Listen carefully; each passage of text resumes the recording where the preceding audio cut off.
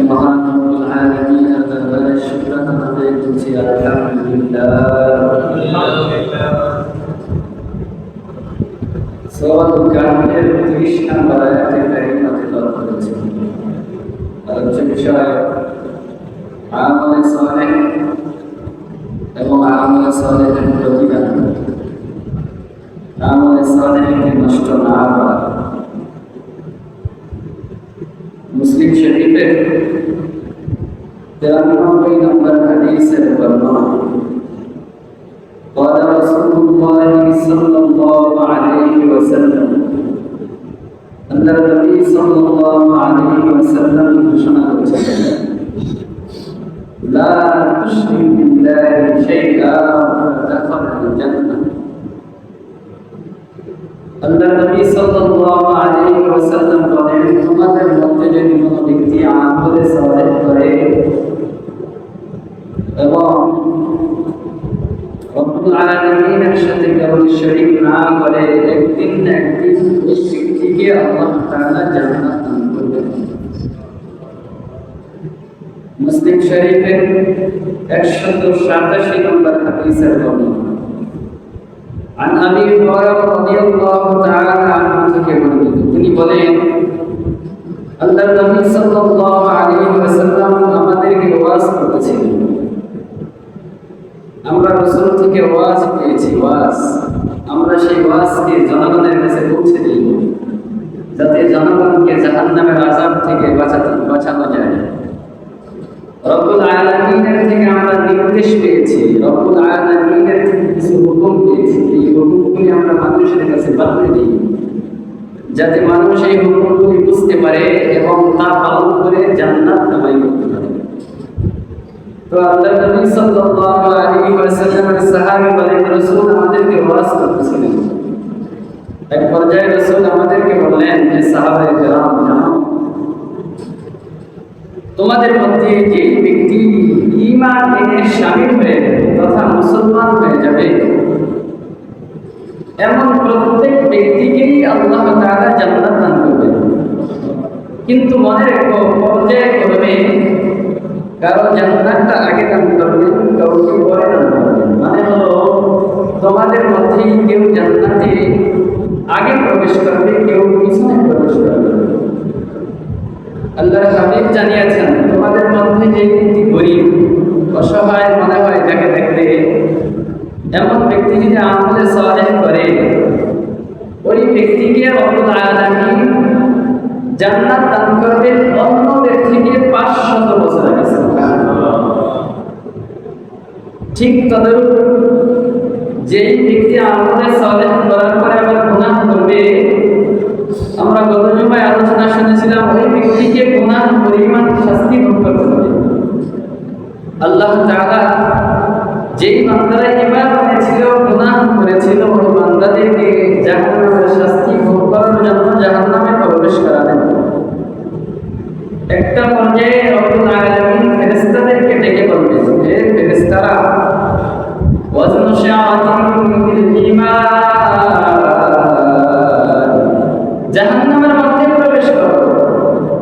যার অন্তরের মধ্যে চুল পরিমাণ সরিষা পরিমাণ ঈমান পাওয়া যাবে তাকেই জাহান্নাম থেকে বের করো। সুবহানাল্লাহ।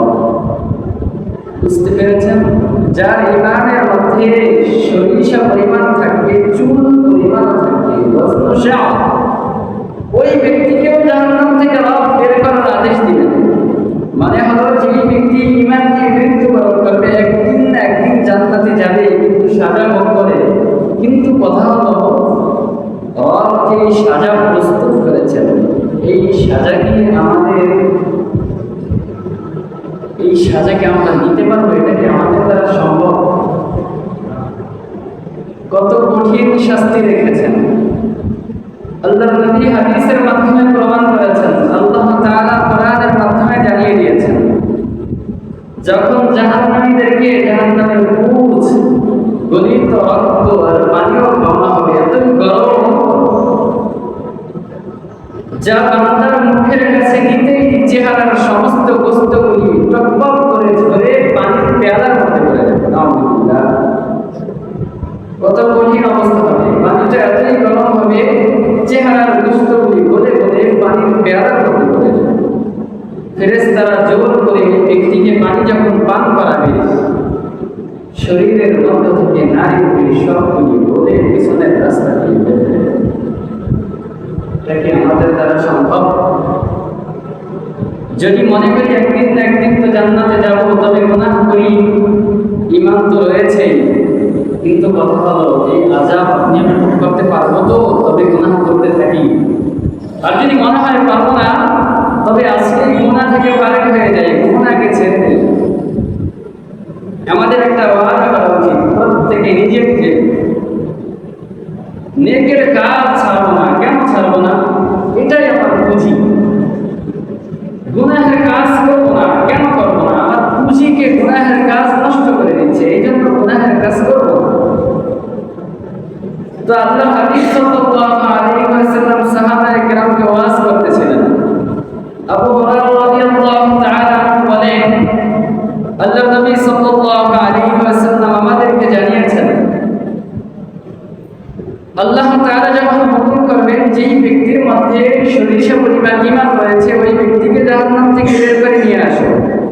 ফেরেশতা আল্লাহ তাআলার কাছে ফিরে আসবে, আল্লাহ আর তো কেউ নাই, সবাইকে তো বের করে দিয়েছে। আল্লাহ তাআলা বলবে, আবার যাও, ভালো করে খুঁজে দেখো, আমার ঈমান বলা বান্দা এখন জাহান্নামে রয়েছে। ফেরেশতা খুঁজে খুঁজে দেখে একজন ব্যক্তিকে পাবে, যেই ব্যক্তিকে জাহান্নামের আগুন পোড়াতে পোড়াতে ছাই বানিয়ে ফেলেছে। এত পরিমাণ পুড়িয়েছে, ছাই বানিয়ে ফেলেছে, যাকে দেখতে বোঝাই যায় না এই ব্যক্তির মধ্যে ঈমানের ছিটা ফোটা রয়েছে। আল্লাহ তাআলা বলবে, তাকেও বের করে আনো, তার মধ্যে ঈমানের ছিটা রয়েছে। ফেরেশতা দেখবে ওই ব্যক্তিকে জাহান্নামের আগুন পোড়াতে পোড়াতে, জাহান্নামের আগুন ধাক্কাতে ধাক্কাতে জাহান্নামের কিনারায় নিয়ে গেছে।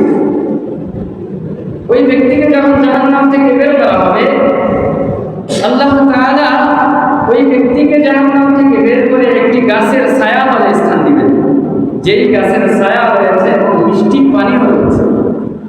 আল্লাহর হাবিব সাল্লাল্লাহু আলাইহি ওয়াসাল্লাম বলেন, ওই ব্যক্তি গাছের ছায়ায় যখন অবস্থান করবে আর গাছের এই মিষ্টি পানিও যখন পান করবে, যেই জাহান্নাম তাকে পোড়াতে পোড়াতে ছাই বানিয়ে ফেলেছিল, এই জাহান্নামের সমস্ত কষ্ট ভুলে যাবে। সুবহানাল্লাহ! গাছের ছায়াটা কেমন মধুর হবে আর পানিটা কত বড় সুপ্রিয়। ওই ব্যক্তি কিছুক্ষণ পরে দেখতে পাবে কিছুটা দূরে অন্য একটা গাছ দেখা যায়, যেটা এই গাছের থেকে আরো সুন্দর, বহুত গুণে সুন্দর। আল্লাহ তাআলার কাছে আরজি করবে, আল্লাহ তাআলা আমাকে ওই গাছের ছায়া তলে নিয়ে যান। পর্যায়ক্রমে 3টা গাছ অতিক্রম করবে, এমন একটা গাছ সে পাবে যে গাছটা থাকবে জান্নাতের দরজার সন্নিকটে। আল্লাহ তাআলাকে ডেকে বলবে, আল্লাহ তাআলা জান্নাতের দরজায় তো নিয়ে এসেছেন, এমন একটা অবস্থানে আমাকে রেখেছেন যেখান থেকে জান্নাতের হুরে গিলমান আমরা দেখতে পাই, যেখান থেকে জান্নাতের নাজ নিয়ামত দেখতে পাই, কিন্তু দুর্ভাগ্য ভক্ষণ করতে পারি না। জান্নাতের যে নিয়ামত এগুলি ব্যবহার করতে পারছি না, কিন্তু এটা দেখতে পাই, আমার আফসোস লাগে। আল্লাহ তাআলা দয়া করে যদি একটু দরজায় বসিয়ে দিতেন, আমি হাওয়াটা পাব। যদি আমাকে দরজায় বসিয়ে দিতেন, তবে জান্নাত থেকে যে হাওয়াটা আসতেছে, মিষ্টি বাতাস, এই বাতাসটা অন্তত শরীরে লাগাইতাম। আল্লাহ তাআলা তাকে দরজায় বসিয়ে দিলেন। সুবহানাল্লাহ! এই পর্যায়ক্রম কেন? আল্লাহ তাআলা এই পর্যায়ক্রমের মাধ্যমে আমাদেরকে শিখিয়েছেন, রবের কাছে চেয়ে চেয়ে অর্জন করাটাকে রব ভালোবাসেন। তুমি বান্দা রবের কাছে চেয়ে চেয়ে রবের থেকে গ্রহণ করবে, এটাকে রব ভালোবাসে। অতএব প্রত্যেকটা পদক্ষেপ রবের থেকে চেয়ে চেয়ে গ্রহণ করবে। এক পর্যায়ে বান্দা বলবে, আল্লাহ দরজায় তো বসিয়েছেন, একটু ভিতরে ঢোকার অনুমতি দেন না, ভিতরে প্রবেশ করি। আল্লাহ তাআলা বলবে, আরে নালায়েক, আল্লাহ তাআলা তো বারবার ওয়াদা করাইতেন, তুমি তো আর কিছু চাইবে না। আরে নালায়েক, বারবার ওয়াদা করতেছো আর কিছু চাইবে না, তারপরেও আবার চাচ্ছ, নিয়ামত দেখছো, উপরে ওঠার জন্য চিন্তা ফিকির করছো। আল্লাহ তাআলা বলবেন, যা তোকে জান্নাত দিয়ে দিলাম। সুবহানাল্লাহ! আল্লাহর হাবিব সাল্লাল্লাহু আলাইহি ওয়াসাল্লাম বলেন, যেই ব্যক্তিকে সব থেকে ছোট জান্নাত আল্লাহ তাআলা দান করবে, সর্বশেষ যেই ব্যক্তিকে জান্নাতে আল্লাহ তাআলা প্রবেশ করাবে, বাংলাদেশের মতো নয়, পৃথিবীর মতো নয়, আল্লাহ তাআলা এই ব্যক্তিকে গোটা 10 দুনিয়ার সমপরিমাণ জান্নাত দান করবে। যেই ব্যক্তিকে সর্বশেষ জান্নাতে প্রবেশ করাবেন তার তালিকা হয় 10 দুনিয়ার সমান। আপনি আমি যদি সর্বোচ্চ জান্নাতটা কামাই করে দিতে পারি, জান্নাতুল ফেরদাউস, চিন্তা করে দেখেন না কতই না ভাগ্যবান ব্যক্তি, যে ব্যক্তিকে রব জান্নাতুল ফেরদাউস দান করবে। আল্লাহ নবী সাল্লাল্লাহু আলাইহি ওয়াসাল্লাম বলেন, ব্যক্তিকে যখন জান্নাতের মধ্যে প্রবেশ করাবে, রব তাকে ডেকে বলবে, হে বান্দা, তোর আর কি কি চাওয়ার আছে, এবার নিজে থেকে চা। রব তো চাইতে নিষেধ করেছিলেন, এটা দেওয়ার পরে আর কিছু চাইবা না। এবার রব বলতেছেন, তোর আর কি কি দরকার সব কিছু আমার থেকে চাইতে থাক। আজ তুই চাইতে থাকবি আর আমি রব থেকে সব কিছু পূরণ করতে থাকবো। সুবহানাল্লাহ। রব বুঝিয়েছেন, রবের কাছে চেয়ে গ্রহণ করলে এটাকে রব পছন্দ করেন, রব ভালোবাসেন। অতএব এখন চাইতে থাক। বান্দা চাইতে চাইতে শেষ হয়ে যাবে, আর মনে নেই আর কি চাইবে, চাওয়ার মতো কিছু নাই। আল্লাহ তাআলা বলেন, আর তোর কাছে চাওয়ার কিছু নাই, যা উলামায়ে কেরামের কাছে যা, উলামায়ে কেরামের কাছে শিখায় আর কিছু চাওয়া যায়। ওই বান্দা উলামায়ে কেরামের কাছে দৌড়ে ছুটে যাবে, উলামায়ে কেরামের কাছে গিয়ে বলবে, উলামায়ে কেরাম, আমি এই চেয়েছি, আর কি কি চাওয়ার আছে? রব বলতেছে, এখনো অনেক কিছু চাওয়ার বাকি। উলামায়ে কেরাম তাকে শিখিয়ে দিবেন, রবের দিদার লাভ করার জন্য রবের কাছে চাইতে থাকো। রবের দিদার লাভ করা এটা তো সব থেকে বড় নিয়ামত জান্নাতবাসীদের জন্য। আল্লাহ তাআলা নিজের দিদার বান্দাদেরকে দান করবেন। আল্লাহ তাআলা ডেকে বলেন, সূরাতুল কাহফের 30 নম্বর আয়াতের মধ্যে আল্লাহ তাআলা বলে, ইন্নাল্লাযীনা আমানু ওয়া আমিলুস সালিহাত ইন্না লা নুযীউ আজরা মান আহসানা আমালা। আল্লাহ তাআলা ডেকে বলেন, নিশ্চয়ই দুনিয়ার মধ্যে তোমাদের মধ্যে যে ব্যক্তি ঈমান আনয়ন করবে, ওয়া আমিলুস সালিহাত, পক্ষান্তরে আমলে সালেহ করবে, ইন্না লা নুযীউ আজরা মান আহসানা আমালা, মনে রাখবা প্রত্যেকটা নেক আমল তোমাকে করায় ঘন্টায় বুঝিয়ে দেওয়া হবে। রব তোমাদের নেক আমলকে বিনষ্ট করবেন না, রব তোমাদের নেক আমলকে বিনষ্ট করবে না, বরং প্রত্যেকটা নেক আমল তোমাদেরকে বুঝিয়ে দেওয়া হবে। যালিকা জাযাউহুম, আল্লাহ তাআলা ডেকে বলেন, তোমাদের নেক আমলগুলি তো নষ্ট করবেন না, শুধু তাই নয়, তোমাদেরকে এমন কিছু দান করবেন, উলাইকা লাহুম জান্নাতু আদনিন তাজরি মিন তাহতিহাল আনহার। আল্লাহ তাআলা বলেন, তোমাদের আমলে সালেহের জন্য এমন প্রতিদান তোমাদেরকে দেওয়া হবে, এমন দান তোমাদেরকে দেওয়া হবে, জান্নাতু আদনিন তাজরি মিন তাহতিহাল আনহার, বড় বড় উদ্যানের মধ্য থেকে ঝর্ণা প্রবাহিত হতে থাকবে, নহর প্রবাহিত হতে থাকবে।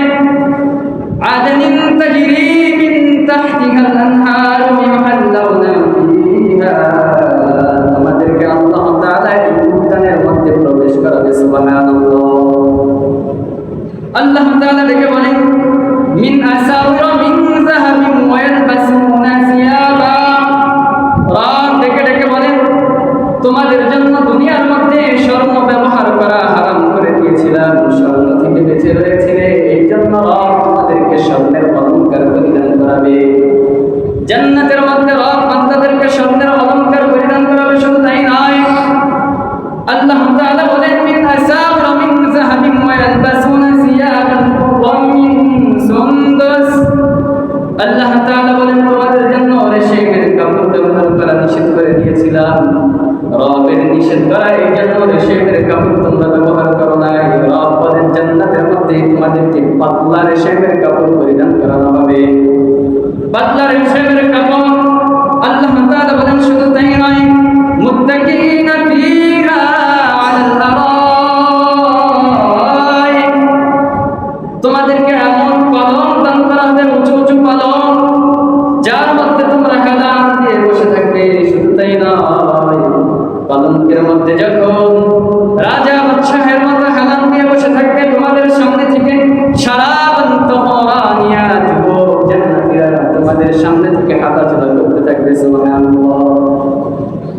আমাদের সামনে তো পানপত্র রেখে দেওয়া থাকে, আমরা ইচ্ছা হলে পান করি দুনিয়ার মধ্যে। যদি কোনো অনুষ্ঠানে আমরা যাই, বলেন উঁচু উঁচু আসনে যখন হেলান দিয়ে বসে থাকবে পলঙ্কের উপরে, তোমাদের সামনে থেকে শরাবান তাহুরা, যেটার মধ্যে কোনো মাদকত্ব ভাব থাকবে না, যেটার মধ্যে সুস্বাদ থাকবে, সুস্বাদ আর স্বাদ, যার মধ্যে ঘেরান থাকবে, যেই ঘেরান তোমাদেরকে মাতোয়ারা করে দিবে পান করার জন্য। হায় কি শরাব রেখে দিয়েছে আল্লাহ! আর দুনিয়ার শরাব যা খাইলে মানুষ মাতাল হয়ে যায়, সোজা কথায় পাগল হয়ে যায়। যেই শরাব খেলে পাগল হয়ে যায়, এই শরাবের পিছে আমরা দৌড়াচ্ছি। যেই শরাবের মধ্যে পাগলত্ব ভাব রয়েছে, এই শরাবের পিছে দৌড়েছে। আল্লাহ বলে এমন সুঘ্রাণ মাতাল হয়ে যাবে খাবারের জন্য। আল্লাহ তাআলা বলেন তাদেরকে শরাব তাহুরা পান করানো হবে। শুধু তাই নয়, আল্লাহ তাআলা সূরা নাবা 21 নম্বর আয়াত কারিমা থেকে বর্ণনা করেন, ইন্নাল মুত্তাকিনা মাফাজা। আল্লাহ তাআলা বলেন জান্নাতীদেরকে সাফল্য দেওয়া হবে। সাফল্য কাকে বলে? সাফল্য বলা হয় যার কোনো কিছুর কমতি থাকবে না। রব যেন বুঝিয়েছেন তোমাদেরকে যা কিছু একে একে বলে দেওয়া হয়েছে, এটা দেওয়া হবে, এটা দেওয়া হবে, তার সব কিছু রব এই আয়াতের মধ্যে রেখে দিয়েছেন। ইন্নাল মুত্তাকিনা মাফাজা। তোমাদের মধ্যে যেই ব্যক্তি মুত্তাকি হয়ে যাবে, যেই ব্যক্তি মুত্তাকি, ওই ব্যক্তি সফল কাম মানে হলো জান্নাতের এমন কোনো নিয়ামত বাকি থাকবে না যেই নিয়ামত তাকে এখনো দেওয়া হয় নাই। সফল কাম মানে হলো সব নিয়ামত তাকে পরিপূর্ণ করে দেওয়া হয়েছে। হাদাইকা ওয়া আনাবা। রব্বুল আলামিন বলেন তাদেরকে জান্নাতের বাগান দেওয়া হবে, আঙ্গুরের বাগান দেওয়া হবে। ওয়া কাওয়াইনা আতরাবা। শুধু তাই নয়, তোমাদেরকে সমবয়স্কা নারী দেওয়া হবে, যাদেরকে আমরা বলে জানি। সমবয়স্কা নারী এতটা সুন্দর আল্লাহর নবী সাল্লাল্লাহু আলাইহি ওয়াসাল্লাম হাদিসের মাধ্যমে প্রমাণ করিয়েছেন। আল্লাহর নবী সাল্লাল্লাহু আলাইহি ওয়াসাল্লাম বলেন যে হুরে গিলমান আল্লাহ তাআলা জান্নাতের জন্য তৈরি করেছেন, ওই হুরে গিলমান যদি তাদের আঙ্গুরের মাথা যদি দুনিয়ার মধ্যে প্রবেশ করাতো, দুনিয়ার সব কিছু মিষ্টি হয়ে যেত, সব কিছু সূর্যের চেয়ে বড় মিষ্টি হয়ে যেত। সুবহানাল্লাহ, কত সুন্দর করে তৈরি করেছেন।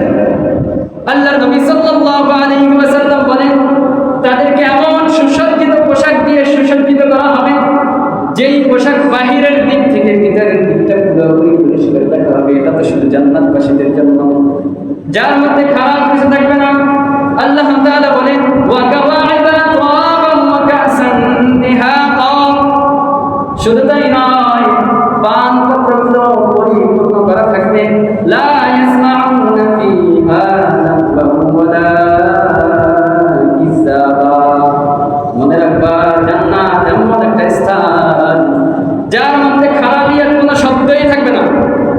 খারাপিয়ারটা কি আবার? লা ইয়াসমাউনা ফিহা লাগওয়ান ওয়ালা কিযাবা। কোনো কটু কথা থাকবে না, কোনো মিথ্যা কথা থাকবে না, কোনো আহাজারি থাকবে না। শুধু তাই না, তার মধ্যে কোনো রকম গালিগালাজের শব্দ তোমরা কখনো শুনতে পাইবা না। দুনিয়ার মধ্যে যদি আমি ফেরেশতা হয়ে যাই, কটু কথা বলবো না, খারাপ কাজ করবো না, কিন্তু দুনিয়ার স্থানটা এমন, খারাপ কাজ হয় দেখতে হবে নয় শুনতে হবে। হয় খারাপ কাজ দেখতে বাধ্য অথবা শুনতে বাধ্য। আপনার কানের পাশ দিয়ে বক্স বাজিয়ে যাবে, আপনি কি করবেন? তার স্বাধীনতা আছে, সে বাজাচ্ছে।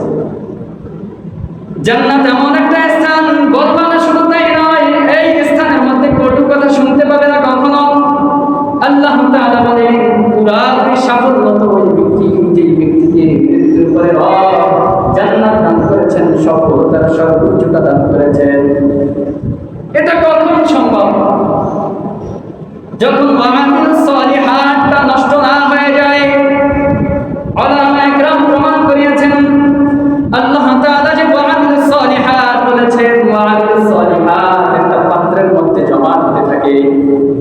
আমরা যদি ছোট্ট একটা পাত্র নেই অথবা বড় একটা পাত্র নেই, তার মধ্যে যদি ফোঁটা ফোঁটা কিছু ফেলতে থাকি, একটা না একটা সময় ওই পাত্রটা ভরে যাবে। মানে হলো যে ব্যক্তি আমালুস সালিহাত করে, ওই ব্যক্তির আমলের পাত্রটা করতে থাকে। মনে রাখবা যে ব্যক্তি আমালুস সালিহাত